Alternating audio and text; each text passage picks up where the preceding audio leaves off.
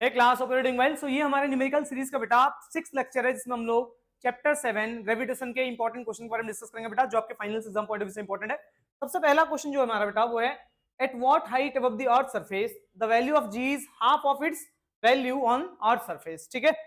तो earth surface से अगर आप अर्थ सरफेस पे अगर acceleration due to gravity G है ना, तो कितना हाइट ऊपर जाओ आप कि जो एक्सेलरेशन ड्यू टू ग्रेविटी है बेटा वो क्या हो जाए, जी डैश वो जी बाई टू हो जाए। ठीक है, अर्थ के सरफेस जो भी ग्रेविटी है उसका हाफ हो जाए, उसके लिए जी की वैल्यू क्या होनी चाहिए बेटा। क्लियर है, तो आपने बेटा एक फॉर्मूला पढ़ रखा है जी एच बाई जी, है ना, वो था हमारा बेटा, याद हो तो r upon r plus h का होल स्क्वायर था बेटा ये। क्लियर, तो ये रिलेशन हम यूज करेंगे बेटा इस फॉर्मूले के लिए, मतलब इस क्वेश्चन के लिए। जी एच क्या बेटा, जी एच है जी बाई टू, मतलब एच हाइट ऊपर जो एक्सेलरेशन ड्यू टू ग्रेविटी होना चाहिए वो क्या होना चाहिए, जी का आधा होना चाहिए। तो जो भी अर्थ सरफेस पे जी है उसका आधा होना चाहिए, तो जी एच क्या होना चाहिए, जी बाई टू और divide by g is equal to r by r plus h का होल स्क्वायर। अब सुनो क्या होगा बेटा, जी से जी कट गया, वन बाई टू बचेगा, स्क्वायर हटाओगे तो रूट चढ़ाओगे, तो root one by two is equal to कितना होगा बेटा, r by r plus H. Clear है, अब सुनो आगे बढ़ेंगे फटाफट। देखो इसको क्या करना है कि वन का तो रूट वन हो जाएगा और नीचे रूट टू हो जाएगा, इज इक्वल टू कितना बेटा, r by r plus h, cross multiply कर दो फटाफट। तो r plus h is equal to root two r, इस आर को उधर भेज दो, एच इज इक्वल टू कितना आएगा बेटा, root two r minus r, h is equal to r common निकाल लेंगे क्या आएगा, root two minus one. R की वैल्यू कितनी है बेटा,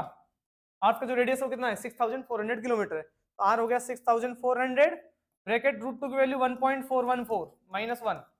तो 6400 इंटू माइनस करोगे तो 0.414 है, मल्टीप्लाई करना, whatever that will be your answer, जो भी आएगा तुम्हारा आंसर होगा। क्लियर है, आगे बढ़ेंगे अगले क्वेश्चन की तरफ। नेक्स्ट क्वेश्चन है, a man jump can jump 1.5 metre high on the earth. ठीक है, एक इंसान जो है वो अर्थ के सरफेस पे 1.5 मीटर जंप कर सकता है। क्लियर है, अर्थ के सरफेस पे कितना मीटर जंप कर सकता है वो, 1.5 मीटर। Calculate the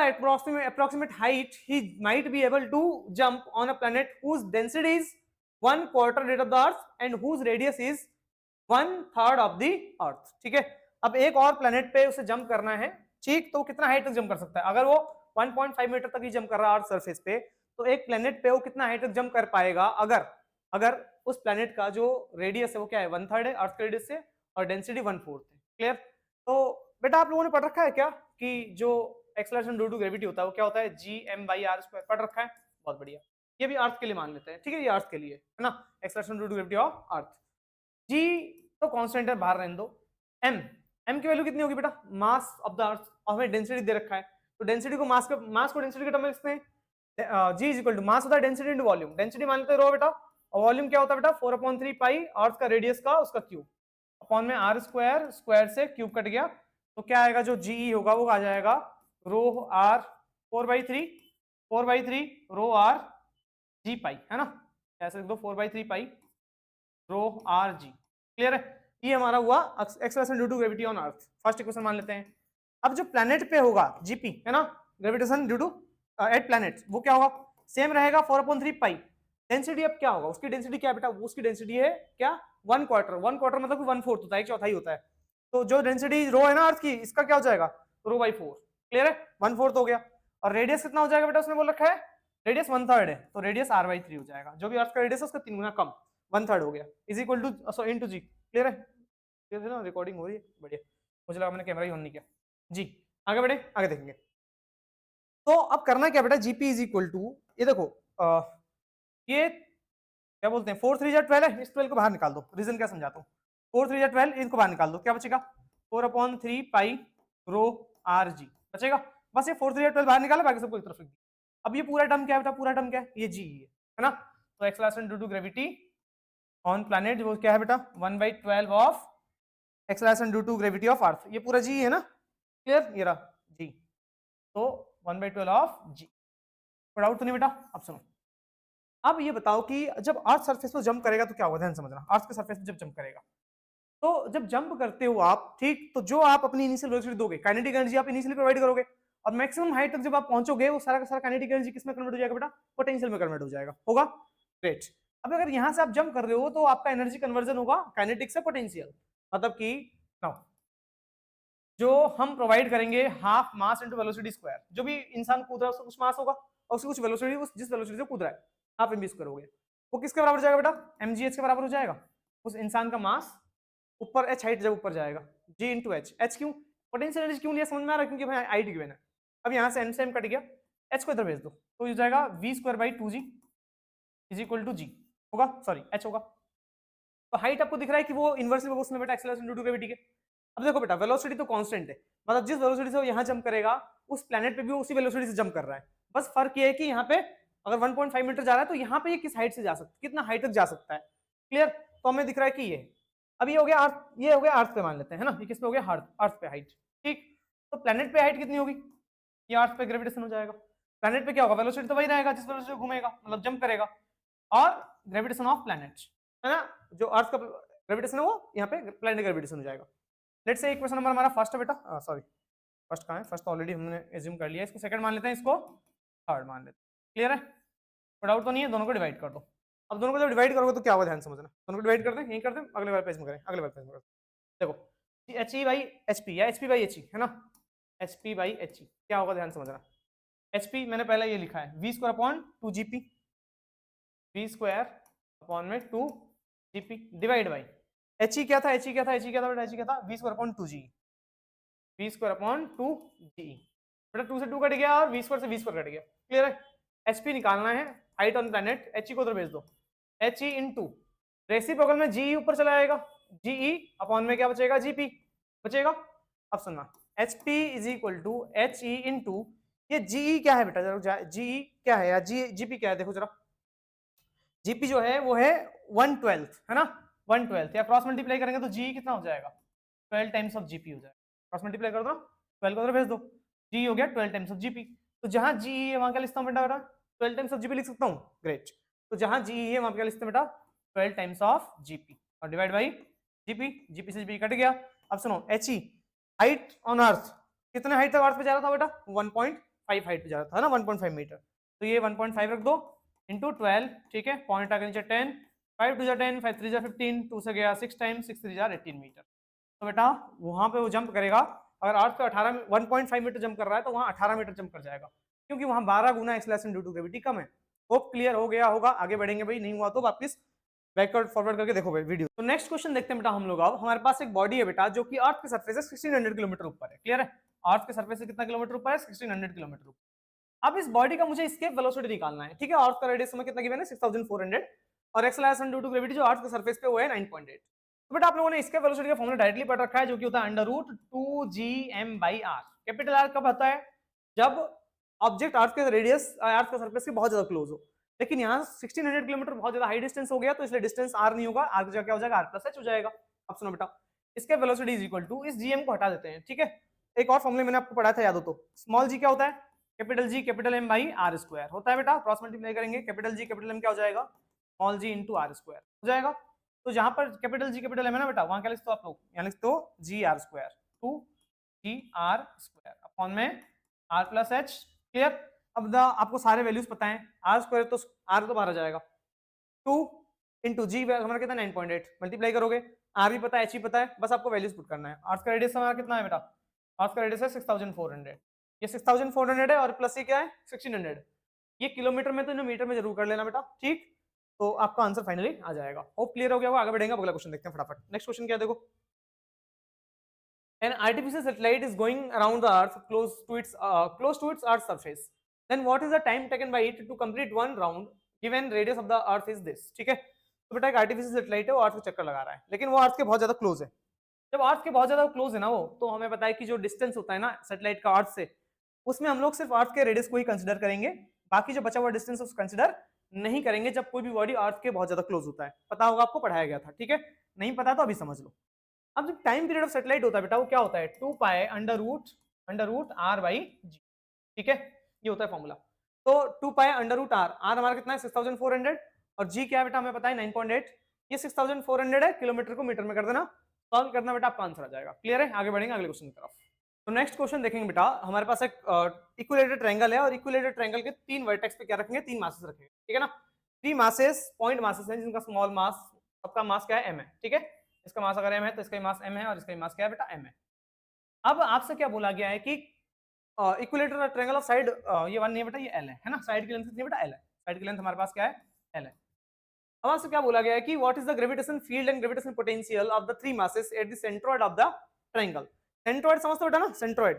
तो ये सेंट्रोइड हमारा यहाँ पर, ठीक है, इक्विलेटरल ट्रायंगल का सेंट्रोइड, सेंट्रोइड समझते हो, ये ज्वाइन करेंगे ऐसे, ठीक है, तीनों मीडियन डालते हैं तो आपको पता है कि तीनों मीडियन जहाँ क्रॉस करते हैं वो सेंट्रोइड बनता है ना। और खासियत आपको ये पता होनी चाहिए कि इक्विलेटरल ट्रायंगल के सेंट्रोइड की खासियत क्या है कि सेंट्रोइड से वर्टेक्स का डिस्टेंस इक्वल होता है, मतलब ये डिस्टेंस इतना होगा, ये डिस्टेंस उतना होगा, ये डिस्टेंस भी उतना ही होगा, ये सिर्फ इक्विलेटरल ट्रायंगल केस में होता है। और ये डिस्टेंस भी आपको पता हो तो जो भी साइड होता है ना उसके √3 टाइम्स डिवाइड कर दो, ठीक है, तो मैं आपको प्रूव भी कर दूंगा, वैसे टाइम नहीं है, दोनों तरीके से कर देंगे। देखो एबीसी, ये ओ पॉइंट मान लेते हैं, ठीक, ट्रायंगल इक्विलेटरल है तो ये एंगल कितना होगा, पूरा एंगल 60 है तो ये एंगल 30 हो जाएगा, ध्यान समझेंगे, ठीक, कोई डाउट तो नहीं है। ये लेंथ पूरा एल है तो ये आधा लेंथ कितना हो जाएगा, l/2 हो जाएगा, पता है ना बेटा आपको, ये l/2 हो जाएगा, क्योंकि मीडियन है ये, है ना, सेंट्रोइड मीडियन से मिलकर बना होता है, मीडियन मतलब कि मिड पॉइंट है ये, तो ये l/2 हो गया, ये l/2 हो गया बेटा, लेट्स से ये पॉइंट P पॉइंट है ना। अब इस ट्रायंगल में ना, इस ट्रायंगल में हम क्या लगा देंगे, ट्रिग्नोमेट्री लगा देंगे, ठीक है, ट्रिग्नोमेट्री लगाने से क्या होगा ध्यान समझना, इस ट्रायंगल में ट्रिग्नोमेट्री लगाओ, हमें ना ये डिस्टेंस चाहिए, ये डिस्टेंस क्यों चाहिए आपको पता है कि फॉर्मूला में यूज होना है, ये डिस्टेंस भी, ये डिस्टेंस भी, ये डिस्टेंस भी, एक डिस्टेंस आ गया तो बाकी दोनों डिस्टेंस उसी के बराबर हो जाएंगे, अभी बताया मैंने। तो ये हाइपोटेनियस है, एंगल के सामने वाली साइड परपेंडिकुलर, ये बेस, तो मुझे बेस गिवन है और हाइपोटेनियस निकालना है, बेस मुझे गिवन है इस ट्रायंगल में और हाइपोटेनियस निकालना है, बेस और हाइपोटेनियस किस ट्रायंगल में कौन से रेशियो में होता है बेटा, cos थीटा में, तो cos 30 कितना हो जाएगा, बेस अपॉन हाइपोटेनियस, बेस हमारा l/2 है और हाइपोटेनियस क्या बेटा, ओ है, OB है ना, क्रॉस मल्टीप्लाई कर दो, OB को उधर ले आओ, OB और cos 30 कितना होता है बेटा, √3/2 इज इक्वल टू क्या होता है बेटा, l/2, 2 से 2 कट गया, √3 को नीचे भेज दो, तो यहाँ से आप देखोगे बेटा OB क्या आएगा, l/√3। और मैंने आपको बोला भी था कि जो सेंट्रोइड से वर्टेक्स का डिस्टेंस होता है ना इक्विलेटरल ट्रायंगल में, हमेशा क्या होता है, l/√3 होता है, इस चीज को याद भी रख सकते हो डायरेक्टली, क्लियर है, जो भी साइड है उसका √3 टाइम्स डिवाइड कर दो, OB आ गया, तो सिंस जो OB होगा और जो OA होगा और OC होगा, तीनों ही क्या हो जाएगा बेटा, l/√3 हो जाएगा, ठीक है, डायरेक्टली अभी लिख दो, ये रफ वर्क कर लेना, चाहो तो इसको फेयर में लिख दो, कोई दिक्कत नहीं है। अब सुनो, डिस्टेंस आ गया, अब आपको क्या बोला गया है, आपको बोला गया what is the gravitational field, है ना, ग्रेविटेशनल फील्ड क्या होता है बेटा, ग्रेविटेशनल फील्ड जो होता है वो होता है Gm/r², पता है ना बेटा, Gm/r², ये ग्रेविटेशनल फील्ड होता है। अब यहाँ पे देखो तीनों केस में ग्रेविटेशनल फील्ड क्या होना है, बहुत इंपॉर्टेंट क्वेश्चन बेटा, ये एग्जाम में काफी बार आता है एग्जाम में, तो इसका ग्रेविटेशनल फील्ड अंदर की तरफ होगा, ग्रेविटेशनल फील्ड हमेशा ऑब्जेक्ट की तरफ होता है, तो इसका ग्रेविटेशनल फील्ड लेट्स से इधर की तरफ E1 है, इसका ग्रेविटेशनल फील्ड बेटा जैसे अंदर की तरफ है E2 है, और इसका ग्रेविटेशनल फील्ड ऊपर की तरफ है क्या, E3 है। अब तीन वेक्टर को सॉल्व करना है तो क्या करेंगे, सबसे पहले दो वेक्टर को सॉल्व करेंगे, कौन कौन से वेक्टर को दिख रहा है बेटा, E1 और E2 को, अच्छा बेटा ये एंगल 30 तो ये एंगल भी 30 होगा, अब इस ट्रायंगल में, बड़े वाले ट्रायंगल में तीनों का सम 180 है, ये वाला एंगल प्लस ये वाला एंगल प्लस ये वाला एंगल, तीनों का सम 180 है, तो 30 + 30 60 ही हो गया, तो 120 होगा ये, तो ये एंगल कितना आ गया, 120 डिग्री आ गया। अब सुनो, पहले E1 और E2 निकालो, E1 क्या होगा, E1 क्या होगा, E1 क्या होगा, ध्यान समझना, वो समझ कि Gm/r² है ना, G मास हमारा m ही है, इस पॉइंट पे भी, इस पॉइंट में मास m है, और डिस्टेंस क्या बेटा, r क्या है, l/3 है, l/√3 है, इसका स्क्वायर कर देंगे तो स्क्वायर से रूट कट जाएगा ना, यहाँ पर 3 ऊपर चला जाएगा, तो 3Gm/l² होगा, 3Gm/l², ये क्या हुआ, ये तो हुआ E1 है ना, E1 इधर की तरफ, सिमिलरली E2 निकालोगे बेटा, E2 भी और E3 भी दोनों सेम ही होगा, चेक करो मैग्नीट्यूड में, E1 E2 E3 और E1 तीनों ही सेम होगा, पता है क्यों, क्योंकि देखो G भी सेम है, मास भी सेम है, G भी सेम, मास भी सेम, और डिस्टेंस भी तो सेम ही है तीनों का ही, ये डिस्टेंस भी क्या होगा, l/√3 होगा, तो जो पुट करोगे यही आएगा, तीनों का मैग्नीट्यूड सेम ही आ जाएगा, जो कि हो जाएगा 3Gm/l² होगा। अब सुनो, वेक्टर जब हम लोग यहाँ पे सॉल्व करेंगे तो सबसे पहले हम लोग इन दोनों वेक्टर का रिजल्टेंट निकालते हैं, तो आपको पता है कि अगर दो वेक्टर का मैग्नीट्यूड इक्वल होता है ना, रिजल्टेंट एकदम बीच में से पास होता है, तो ये दोनों का मैग्नीट्यूड इक्वल हो चुका है E1 E2, तो इन दोनों का रिजल्टेंट ये एकदम नीचे ऐसे पास होगा ऐसे, ठीक है, ये हो जाएगा हमारा E1 2, 1 और 2 का रिजल्टेंट वेक्टर, क्लियर। तो अब E1 2 कैसे निकालोगे, आपने पढ़ रखा है जो रिजल्टेंट वेक्टर होगा E1 2 वो कितना होगा, अंडर रूट में, भाई रिजल्टेंट इनका होगा तो नीचे की तरफ, लेकिन मैग्नीट्यूड वाइज कितना होगा इसको हमें समझना है, तो अंडर रूट में क्या हो जाएगा बेटा, अंडर रूट में हो जाएगा E1² plus E2² plus 2E1 E2 cos 120 degree, क्योंकि E1 और E2 के बीच का जो एंगल है ना वो कितना है बेटा, E1 E2 के बीच का एंगल 120 डिग्री है, तो cos 120 होता है -1/2, कैंसिल आउट कर दोगे, सॉल्व कर दोगे तो E1 2 आ जाएगा, क्लियर है, पुट करना बेटा वैल्यूज, चलो मैं करवा देता हूँ, तुम भी बोलोगे क्या, E1 और E2 दोनों बराबर है, E1 E2 बराबर है, तो जहां E1 है वहां E2 लिख दो, या तो जहां E2 है वहां E1 लिख दो, E1² प्लस जहां E2 है वहां E1 लिख दो, E1 square plus 2E1 into जहां E2 है वहां E1 लिख दो बेटा, क्योंकि बराबर ही तो है, और cos 120 होता है -1/2। अब सुनो बेटा, -1/2 है, देखो बेटा 2 से 2 कट गया, ध्यान समझना आप क्या होगा, यहाँ लिख दे रहा हूँ E12 is equal to root में, देखो बेटा ये E1 स्क्वायर, ये E1 स्क्वायर, दो बार E1 स्क्वायर हो गया, दो बार E1 स्क्वायर हो गया, बढ़िया, माइनस, क्योंकि माइनस प्लस माइनस है, E1 इंटू E1 स्क्वायर हो गया, E1 स्क्वायर, तो दो बार E1 स्क्वायर में से एक बार E1 स्क्वायर गया तो क्या बचेगा बेटा, दो बार E1 स्क्वायर में से एक बार E1 स्क्वायर गया तो एक ही बार E1 स्क्वायर बचेगा, और स्क्वायर से रूट कट गया, तो finally what we have E12 किसके बराबर आ गया, E1 के बराबर आ गया, क्लियर। तो जो 1 और 2 का रिजल्टेंट आया ना वो भी E1 के बराबर आ गया, मतलब वो भी इतना ही आ गया, ठीक। अब सुनो ध्यान समझना, नीचे वाला फोर्स E12 कितना आया, E12 आया हमारे पास कितना, E12 कितना आया, E12 आया 3gm/L² आएगा, क्योंकि वो E1 के बराबर ही तो है, ठीक। E12 ये आ गया, एक फोर्स नीचे लग रहा है, और मतलब एक ग्रेविटेशनल फील्ड नीचे है, और एक ग्रेविटेशनल फील्ड ऊपर भी तो है, E3 कितना है, E3 भी उतना ही है, तो देखो बेटा अब इन दोनों को हटा दो, इन दोनों का रिजल्टेंट ये आ चुका है, अब दो ग्रेविटेशनल फील्ड है, एक नीचे और एक ऊपर है, क्लियर। तो नीचे जितना इलेक्ट्रिक ग्रेविटेशनल फील्ड बन रहा है उतना ही तो ऊपर भी बन रहा है, E3 भी तो उतना ही है, E1 और E3 दोनों सेम है, तो अपोजिट डायरेक्शन में तो क्या करेंगे दूसरे को कैंसिल कर देंगे, तो ये दोनों एक दूसरे को क्या करेंगे कैंसिल, जिसकी वजह से नेट जो ग्रेविटेशनल फील्ड होगा इस पॉइंट पर कितना हो जाएगा, 0 हो जाएगा, तो उस पॉइंट पे नेट ग्रेविटेशनल फील्ड क्या हो गया, 0 हो गया, कोई डाउट तो नहीं है। अब सुनो इसका सेकंड हाफ क्या है बेटा, also find the potential due to 3 masses, ठीक है, पोटेंशियल उस पॉइंट पे कितना होगा, पोटेंशियल एक आपको पता है स्केलर क्वांटिटी होता है, ग्रेविटेशनल पोटेंशियल, ठीक है। अब उस पॉइंट पे ग्रेविटेशनल पोटेंशियल निकालना बहुत आसान सा है बेटा, एक लाइन में हो जाएगा, देखो ग्रेविटेशनल पोटेंशियल स्केलर क्वांटिटी है, तो तीनों के पोटेंशियल निकालो और तीनों को जोड़ दो, तीनों को वैसे इस पॉइंट पे पोटेंशियल निकालो और तीनों को जोड़ दो, और ग्रेविटेशनल पोटेंशियल का फॉर्मूला याद हो तो क्या होता है बेटा, -gm/r होता है, -gm/r, r क्या है बेटा हमारा, ये 1 के वजह से इस पॉइंट पे है ना, 1 के वजह से इस पॉइंट पे पोटेंशियल कितना होगा, -g मास m है, और r कितना है बेटा, r हमारा L/√3 है, रख दो L/, फिर दूसरे वाले का भी माइनस में होगा gm, r इसका भी सेम ही है बेटा, और तीसरा का भी सेम ही है gm/L/√3, तो ये 3 बार हो गया, तो -3 बार gm अपॉन में L/√3, √3 को ऊपर भेज दो रेसिप्रोकल बगल में, तो -3√3 gm/L, ये हमारा हो गया ग्रेविटेशनल पोटेंशियल उस पॉइंट पे, तो ग्रेविटेशनल पोटेंशियल आ गया और ग्रेविटेशनल फील्ड आ गया, इंपॉर्टेंट क्वेश्चन था, आया समझ, ग्रेट। आगे बढ़ेंगे अब अगले क्वेश्चन की तरफ, find the intensity of gravitational field when a force of 100 Newton acts on a body of mass 10 kilogram in the gravitational field, एक ग्रेविटेशनल फील्ड पे ठीक फोर्स लग रहा है बेटा 10 किलो वाले मास पे, तो इंटेंसिटी ऑफ ग्रेविटेशनल फील्ड निकालना है, इंटेंसिटी ऑफ ग्रेविटेशनल फील्ड क्या था, इंटेंसिटी ऑफ ग्रेविटेशनल फील्ड है ना, वो क्या था बेटा, force experience by mass, intensity of gravitational field जो होता है वो क्या होता है बेटा, कितना फोर्स एक्सपीरियंस करेगा कोई भी मास, उसको इंटेंसिटी ऑफ ग्रेविटेशनल फील्ड कहते हैं, तो फोर्स कितना बेटा 100 है, ये एमसीक्यू लेवल का क्वेश्चन है, मास 10 है, कट गया कितना आया 10, फोर्स यूनिट न्यूटन है, मास किलोग्राम है, न्यूटन पर किलोग्राम, ठीक है, ये हमारा आंसर हो गया, क्लियर। आगे बढ़ेंगे अब नेक्स्ट क्वेश्चन, नेक्स्ट और ये लास्ट क्वेश्चन बेटा, फटाफट देखेंगे,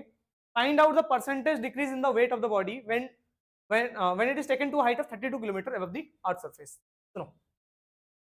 अर्थ के सरफेस से ना 32 किलोमीटर ऊपर चले गए आप, बहुत ज्यादा ऊपर तो गए नहीं हो, बहुत ज्यादा ऊपर गए हो नहीं, अर्थ के सरफेस से 32 किलोमीटर ऊपर चले गए, 32 किलोमीटर ऊपर जाने के बाद क्या होगा, आपका वेट में कितना चेंज आएगा, तो वेट क्या होता है बेटा, वेट होता है mass into acceleration due to gravity, तो एच हाइट ऊपर ग्रेविटी में चेंज आएगा, और जब ग्रेविटी में चेंज आएगा तो वेट में चेंज आएगा, क्लियर है। अब सुनो तो ग्रेविटी में कितना चेंज आया वो निकालो पहले, तो आपको पता है कि जो एच हाइट ऊपर है ग्रेविटी वो क्या होता है बेटा, वो होता है बेटा क्या जी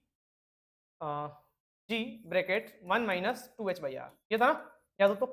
जी ब्रैकेट 1 माइनस 2h/r, ये पता है कब, ये फॉर्मूला कब लगाते हैं हम लोग, ये तभी लगाते हैं जब आप कम हाइट हो, अगर बहुत ज्यादा हाइट हो तब तो हमारे पास ये फॉर्मूला है g h is equal to g bracket r by r plus इसका होल स्क्वायर, तब हमेशा ये वाला फॉर्मूला यूज करोगे, ये वाला कब करोगे जब आप कुछ हाइट ऊपर जाते हो अर्थ सरफेस से, ठीक है, इसका ध्यान रखेंगे। अब g h is equal to this हो गया, अब जी एच आप यहाँ से निकालना इजीली निकाल लोगे, कैसे, जी आपको पता है अर्थ का 9.8 होता है, हाइट 32 किलोमीटर है, और रेडियस अर्थ का कितना है 6400, सॉल्व कर लोगे तो जी एच आ जाएगा, आ जाएगा। अब सुनो जी एच जब आ जाएगा ना वो भी जी के टर्म में ही आएगा, लेट्स से कि 2g आ गया एग्जांपल के लिए, सॉरी 0.5g आ गया एग्जांपल के लिए बता रहा हूँ सर, ठीक है, होने को तो कुछ भी हो सकता है, 0.5g आ गया है ना, जी एच जो होगा, ऑब्वियस ग्रेविटी घटता है तो मैंने कम ही कर दिया 0.5g कर दिया। अब सुनो अब परसेंटेज वेट कितना डिक्रीज हो रहा है, percentage decrease in weight, weight में कितना परसेंट डिक्रीज हुआ। तो परसेंटेज डिक्रीज का फॉर्मूला क्या होता है, पहले कितना वेट था माइनस बाद में कितना वेट है, ठीक, मतलब कि वेट में कितना अंतर आया divide by original weight into 100। तो पहले वेट कितना था बेटा, पहले वेट था m इंटू जी माइनस, अब बाद में वेट कितना हो गया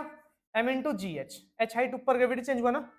ग्रेविटी के चेंज होने से वेट भी चेंज हो जाएगा। तो कितना वेट चेंज हुआ, तो पहले वेट आपका mg था, बाद में आपका mgh हो जाएगा, तो जो डिफरेंस होगा वही आपका क्या हो जाएगा, चेंज इन वेट हो गया। अपॉन इनिशियल वेट कितना था बेटा आपका mg और इनटू 100। तो ये हमारा था फॉर्मूला बेटा क्या, एच हाइट ऊपर कितना परसेंटेज डिक्रीज होगा, ऊपर से m कॉमन आ रहा बेटा, m कॉमन निकाल काट दो, g minus G H upon G into 100। Clear है। अब आपको g की वैल्यू पता है, अर्थ में 9.8 है, 9.8 है, gh आपने निकाल लिया होगा ऑलरेडी, ठीक है। यहाँ पे कुछ भी वैल्यू आ जाए बेटा, कुछ भी आ जाए, कुछ भी आएगा ना उसे उठाओ और यहाँ पुट कर दो, gh पुट कर देना, g तो आपको पता 9.8 है, डिवाइड करना मल्टीप्लाई करना, जितना भी होगा उतना परसेंट आपको मिल जाएगा वेट डिक्रीज हुआ। तो ये बेटा कुछ ग्रेविटेशन के इंपॉर्टेंट क्वेश्चन थे जो आपको करने चाहिए थे। एक क्वेश्चन में आपको बोलना चाहूंगा कि आप कर लेना, क्या एनर्जी इन अ सैटेलाइट है ना, एनर्जी ऑफ अ सैटेलाइट, इसके ऊपर एक क्वेश्चन जरूर कर लेना बेटा, एनर्जी ऑफ अ सैटेलाइट। मैं बनाऊंगा वीडियो, बहुत लेंदी बनेगा है ना, पक्का है नहीं में से कोई का आएगा, ठीक है। एनर्जी ऑफ सैटेलाइट वाला क्वेश्चन एक बार आप जरूर करें। मिलते हैं बेटा नेक्स्ट वीडियो में।